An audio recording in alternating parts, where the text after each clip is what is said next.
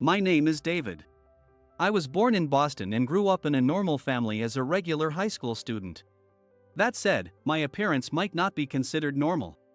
I was already 5 feet 7 inches when I was in elementary school and over 6 feet 3 inches in high school. However, I didn't have a slim model-like physique.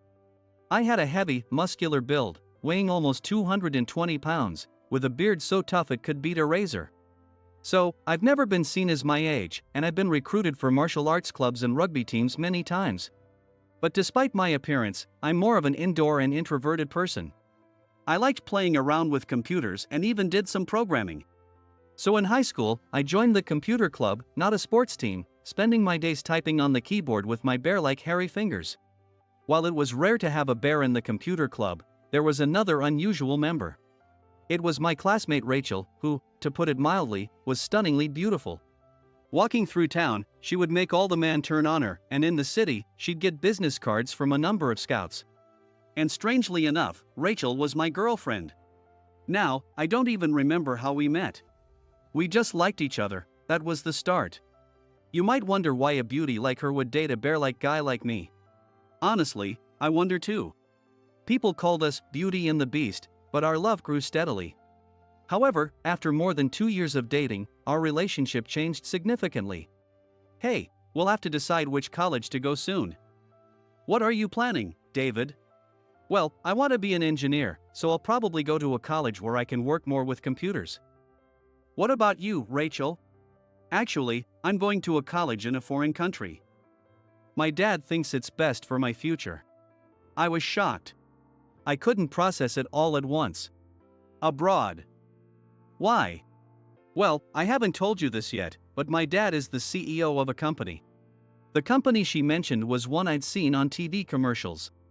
In short, I'm the company's CEO's daughter. He thinks studying abroad will broaden my perspective for when I eventually get involved in the business. But I want to stay with you, David. I see. But, well, yeah, that's something. What do you want me to do, David? Of course, I want us to stay together.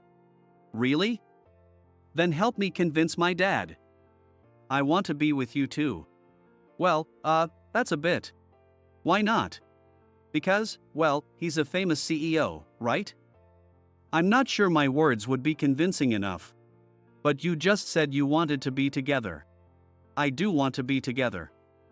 But, you know, your dad has his own thoughts too. When I looked at Rachel, she had tears welling up in her big eyes. They looked like they would fall any moment. After a moment of silence, Rachel spoke. I hate you, David. I hate you so much. She ran off. I wanted to chase after her, but I couldn't take that step. As a high school student, I didn't feel capable of changing an adult's mind. No, that's not right.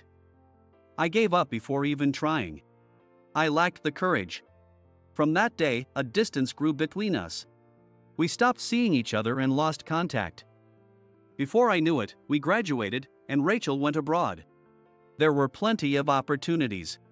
Rachel is the most precious one to me. Yes, all I had to do was to say that to her. But I couldn't do it. Since then, there's been a huge hole in my heart, and nothing I did could fill that void. I spent my days filled with regret. I graduated from college without much direction, started working at a company without much purpose, and kept working aimlessly. Before I knew it, nearly 10 years had passed since I joined the company. Despite my thick fingers, I managed my work competently and even took on mentoring younger colleagues. However, the more I worked, the more uncomfortable I felt at the company. It was all because of my boss, Steve, who became my direct supervisor along the way. Steve was not particularly capable but seemed to have a cozy relationship with HR, allowing him to hold a position beyond his abilities. Unable to see himself objectively, he treated his subordinates terribly. Among them, I often became the target, perhaps because of my noticeable appearance. I was constantly berated for unreasonable things, blamed for the mistakes of juniors and superiors alike, and criticized at every turn. I often thought about quitting a job with such a boss. How many times had I considered it? But I never had the courage to take that step. I lacked the resolve to change my situation. So, I continued to work, feeling drained and unmotivated. However, one day, something happened that was simply unacceptable. During a business negotiation with a client in Boston, Steve made a crucial mistake. And then, he blamed everything on me. The mistake was simple: he sent the wrong data to the client, causing significant errors in their system. I had definitely debugged the data and handed it to Steve. Yet, during the multiple exchanges, he must have lost track. Steve ended up sending the old data. It was clear from the properties and update timestamps of the sent data. Yet, when I pointed this out to Steve, he wouldn't listen to me at all. Instead, he blamed me for not managing the data properly. At this point, nothing I said would be heard. My colleagues sympathized but kept silent, fearing the fallout would reach them. Anyway, this is your mistake. What are you going to do about it? Our relationship with this client could be ruined. Go apologize to them right now. Right now? To Boston? What, do you have a problem with that? You're always like this, always dissatisfied. I understand, I'm sorry. I'll head there immediately. So, I packed my things and boarded a train to Boston. I never thought I'd return home in such a way. I hadn't visited my family in a long time. Feeling despondent, I honestly doubted my ability to continue at this company. I was sure I had acquired enough skills as an engineer. I would seriously need to consider finding a new job. As I gazed out the window, lost in thought, the sky was overcast, hinting at snow. I arrived at the station, took a taxi, and headed to the client's office. After explaining the situation at the reception, I waited nervously for the client. At first, the two representatives approached me with extreme anger. But after I apologized profusely and handed over the correct data, they finally calmed down. When they learned I was from Boston, we chatted about our hometowns, and by evening, we had bonded, with them even saying, "Please come again." I felt a sense of accomplishment, but it was quickly shattered when I called Steve from the taxi on my way back. "What were you doing until this time?" "Well, I was talking with the client, and time just flew by." "It took you too long. You're really bad at negotiations, aren't you? You weren't just out drinking somewhere, were you?" I didn't even feel like explaining anymore, so I was just listening without saying anything back. Steve then told me to return to the office. He wanted me to summarize the details of the negotiation and apology on the train ride back. Filled with an indescribable sense of emptiness, I closed my eyes until I arrived at the station. But unfortunately, I arrived at the station quickly.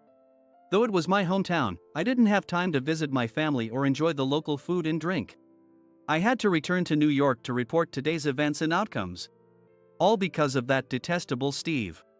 I felt a mix of exhaustion, hunger, and frustration, and tears welled up in my eyes. This was unacceptable. I was back in my hometown after a long time. I thought I should do something, so I headed into the station. It was past 6 p.m., and the train would arrive in about 30 minutes. I decided to quickly grab some sushi, but it didn't go so well. The sushi and izakaya places in the station were all crowded with people lining up outside. I didn't have enough time to wait in line. So, I tried to pick out a good bento box to satisfy myself even a little. Considering I had to return to work, drinking on the train was out of the question. Feeling a bit down, I ended up buying crab sushi and a bottle of green tea, as I did every time I came back home. With a heavy heart, I paid for my meal and checked my watch, seeing that there was still time before the train arrived. That said, I didn't have anything else I wanted to do. Actually, staying in the station with all its temptations was uncomfortable, so I decided to head to the platform early. When I got to the platform, it was still early, and there were hardly any people. I trudged to a bench to rest my tired body, and at the far end of the platform, a couple was making a lot of noise. I figured they were probably drunk and having fun, and I opened my laptop to start writing the report. Just then, I heard a woman's high-pitched voice. "Stop. Don't touch me. Let me go." Curious about the commotion, I turned to look and saw that it was a woman who had shouted. On closer inspection, it was clear they weren't a couple. The woman was dressed in an elegant, high-end coat, while the man was an older guy with thinning hair. Even from a distance, it was obvious the man was drunk, and the woman was clearly uncomfortable. I quickly put my laptop back in my bag and headed towards them. "Stay away. I'll call the police." "Hey, what's going on here?" "Huh? Who are you?" The man turned around, visibly startled. It made sense. A 6 feet 3 inches tall and weighing 220 pounds man standing there would be intimidating. But the man, drunk as he was, didn't back down. Who are you? Are you her friend? Well, not exactly. Wait, Rachel? I was more surprised than the old man. The woman being harassed was Rachel. I hadn't seen her since high school, over 10 years ago. But I recognized her immediately. Sure, she wore makeup and had changed a lot since then. But her distinctive nose, soft lips, and determined eyes were unmistakable. Is that you, David? Rachel recognized me too. Given my unique appearance, it was hard not to. Why are you here? As we were struck speechless by this unexpected reunion, the older man interrupted with a rough voice. So, you two know each other? Well, tell her this for me. She was sitting next to me on the train and kept giving me looks. When we got off at the same station, I tried to talk to her, but she suddenly started acting like she didn't want to. So, tell her to listen to the elders. What are you talking about? I never gave you any looks. Liar. Every time you went to the bathroom, you lifted your skirt right in front of me, showing off those nice legs. You were clearly inviting me. Just admit it. Excuse me? I was just going to the bathroom, and you were sitting on the aisle seat. What else was I supposed to do? From their conversation, it seemed they had sat next to each other on the train. Every time Rachel, sitting by the window, got up, she had to pass by the man sitting on the aisle. Usually, the man might not have behaved this way, but he seemed quite drunk. The fact that they got off at the same station might have given him a sense of entitlement, leading to his behavior. However, knowing Rachel, she wouldn't give a man like this any attention, especially not a disheveled, overweight older man. As I thought about this, the man turned back towards me. So, what are you gonna do? If you're her friend, tell her. If not, then get lost. In the past, I might have been intimidated by such an aggressive tone. But not this time. Excuse me, sir. I am actually quite close to this woman. I apologize for the misunderstanding, but we were supposed to meet here. I don't know what happened on the train, but Rachel is not the type to flirt with men.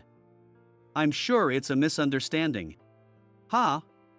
What are you talking about? Look at her, wearing that mini skirt, clearly inviting me.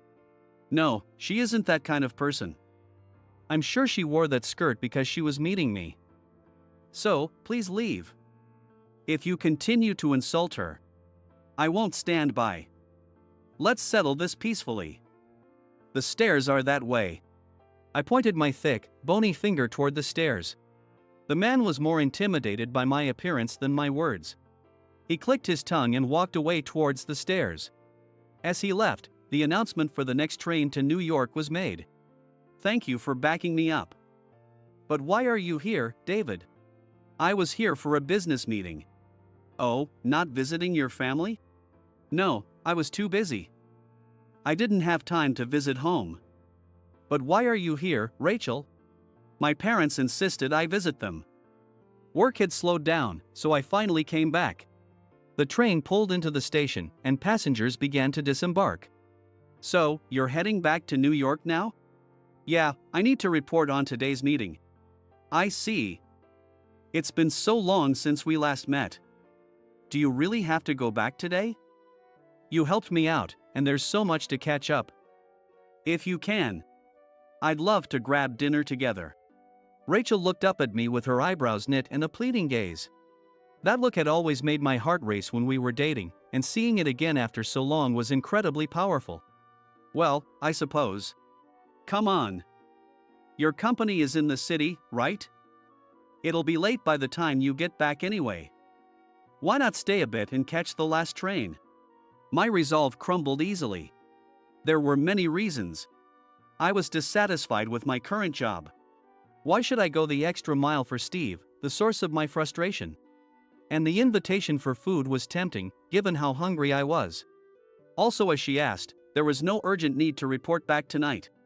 I had already informed Steve by phone, and he wouldn't see my written report until the next day. So, there was no reason to rush back. But most importantly, Rachel was here. That was everything. Back then, I didn't have the courage to move forward. I have regretted that decision ever since.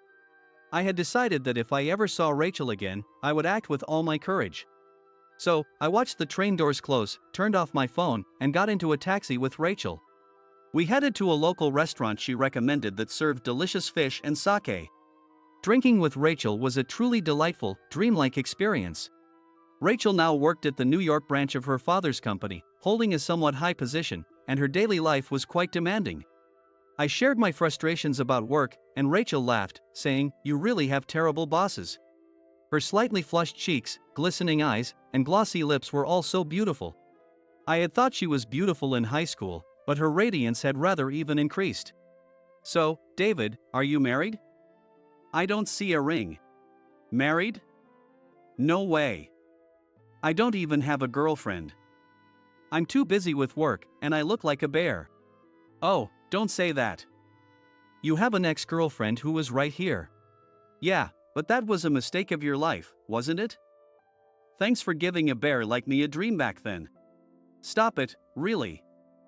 Back then, I truly loved you, and I don't think of it as a mistake. If anything, I've always." "What? Do you still like me or something?" Grinning to hide my embarrassment and self-doubt, I joked with Rachel. Of course, there's no way a beautiful CEO's daughter like her would still have feelings for me. I was sure she must have moved on with some handsome, wealthy guy by now, or so I thought. "Yes. I've always liked you, ever since then." Rachel's face and even her ears turned bright red, but she still looked straight at me as she said it. "Wait, seriously? You're joking, right?" "I'm not. I've always thought about you since we broke up. I've tried dating other people, but every time, I realized I still liked you." "But, you said you hated me." "No, I said I hated the cowardly David who wouldn't stand up for himself. I wanted you to laugh and say, 'I'll convince your father no matter what.' I wanted you to confidently say, 'I'm the only one who can make Rachel happy.' But you didn't." Rachel was right. Since that day, I had often fallen into self-loathing. Why couldn't I muster the courage? Why couldn't I take that step? Every night, I pondered these questions, but I never acted. "I see. I didn't notice it. I'm sorry. No, I couldn't be honest either. We were probably both just too young." Rachel smiled as she said that. "That's right.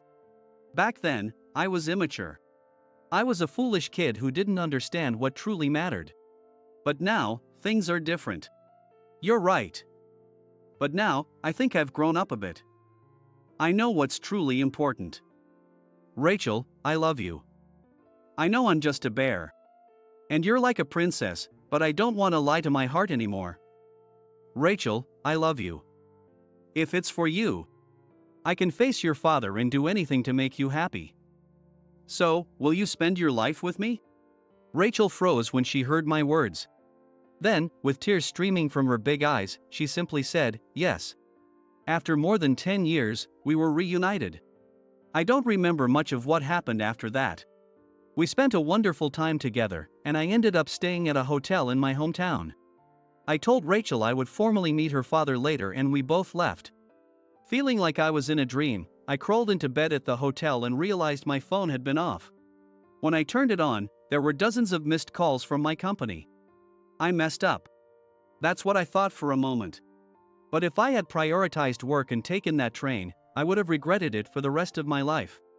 Honestly, if this incident led to more unreasonable treatment at work, I wouldn't miss that company. I'd quit without hesitation. I showered and fell asleep, thinking of Rachel's face. The next morning, I woke up to a message from an unknown number. It was from Rachel. "You were amazing yesterday, David. Not just for saving me from that drunk, but for making the right decisions for my sake. You were really cool. Today might be tough at work, but I'll always support you. Take care." I grinned to myself and reread the message again and again. However, I had a challenge ahead of me. Steeling myself, I put on my suit, got into a taxi, and headed for the train to New York. During the ride, I felt an indescribable energy welling up inside me. By the time I summarized the previous day's meeting on the train, I had already arrived in Brooklyn. I transferred trains, passed through the company's entrance, and returned to my office. As I had informed them of my arrival time, Steve and my HR manager, John, were waiting for me. Before I could even put down my bag, they led me to a small conference room. "Why didn't you answer the calls yesterday? What's the status of the meeting?" As I mentioned on the call yesterday, the meeting went well, so there's no need to worry. I didn't return the calls because I was feeling unwell and ended up staying overnight. I had already informed you that the meeting was successful, so I didn't think it was critical. It's not your place to decide that. Do you even understand your situation? My situation? Yes, Steve mentioned that you messed up an important meeting. No, I didn't. If anything, it was rather Steve's mistake. I don't want to hear excuses. According to Steve, your usual work performance has been subpar, defying your superiors and creating a negative atmosphere. What? Who said that? Behind John, I saw Steve smirking. I realized that John had already been influenced by Steve, making it pointless to argue further. Seeing this, I decided that I no longer cared about this company. Therefore, we are considering transferring you to our branch in Kentucky. Are you saying I'm being demoted? Come on, don't put it that way. Kentucky has a lot of nice things. It might be a long stay, but you don't have a family, so enjoy it. Steve said this sarcastically, putting a hand on my shoulder. At this point, I knew I didn't need to stay with this company any longer. Fine. Instead of a demotion, I'd rather quit. Consider this my resignation effective this month. Hearing this, Steve and John exchanged pleased looks. If that's your decision, we can't stop you. Losing someone of your talent is unfortunate for us, but if that's what you want, you need to find a new job, so you don't need to come in tomorrow. Pack your things today and prepare for your future. Strangely, I felt no anger or regret. Instead, I was filled with a sense of liberation and excitement for new opportunities. I quickly said my goodbyes to my colleagues, packed my belongings, and left the company. I had no regrets. The only thing I pondered was what to do next. The first thing I did was call Rachel. She said she was still at her parents' house, so I figured it wouldn't be a bother. "Hey, David. Why are you calling in the middle of the day?" "Well, I just got back from the office." Long story short, they tried to demote me, so I decided to quit. No way. That's actually great news. Hey, I'm feeling a bit down here. Isn't that a bit harsh? Oh, sorry. That came out wrong. I actually told my dad about you. Wait, already? There's no problem though. But what did he say? I've been telling my dad about my past relationships, and he's actually been worried about me. Worried? About what? I'm not exactly young anymore, you know? My dad wants to see his grandchildren, but I was still hung up on my past relationships. So, when he heard that we started dating again, he was surprisingly happy. That's a relief. But how does my quitting make things better? Well, I mentioned that you're an engineer. It turns out my dad's company is expanding and needs experienced people. I think you're perfect for the job. Don't you agree? Yeah, I've been focused on my work all these years. I think I can handle it, but are you sure? Come on, the David I know wouldn't doubt himself like that. I could sense Rachel's smile through the phone. You're right. I can do this. As your boyfriend and an engineer, I'll meet your dad's expectations. I'm so happy to hear that. Can you come back to Boston soon? My dad wants to meet you. And so, I found myself boarding the train back to Boston the next day. Though the scenery outside the train window was the same as yesterday, it looked completely different to me. When I arrived at the designated station, Rachel and her father were waiting for me. I felt a bit intimidated by her father's stern look, but I began to walk towards them. It was a strong yet careful step, leading to a brighter future.